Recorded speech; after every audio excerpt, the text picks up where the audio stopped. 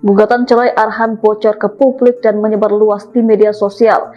Dokumen tersebut mengungkap detail perjalanan singkat pernikahan pasangan muda ini yang sejak awal telah menjadi sorotan. Isi gugatan cerai yang dilayangkan Arhan mengungkapkan bahwa keharmonisan pernikahan mereka hanya bertahan sekitar 5 bulan sejak Arhan Aziza Salsa menikah di KBRI Tokyo pada 20 Agustus 2023. Rumah tangga Arhan dan Aziza disebut mulai goyah pada Januari 2024.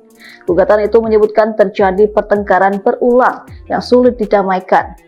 Komunikasi antara pemohon dan termohon tidak baik-baik saja.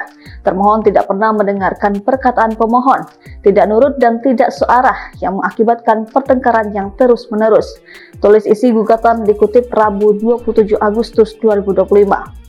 Artinya keharmonisan rumah tangga pasangan muda yang diakui di dalam isi gugatan masih sama-sama egois hanya dirasakan selama 5 bulan pertama. Puncak dari konflik internal ini terjadi pada September 2024 yang menyebabkan keduanya memutuskan untuk berpisah rumah. Sejak saat itu Arhan dan Aziza tidak lagi hidup bersama layaknya suami istri yang menjadi landasan utama gugatan cerai.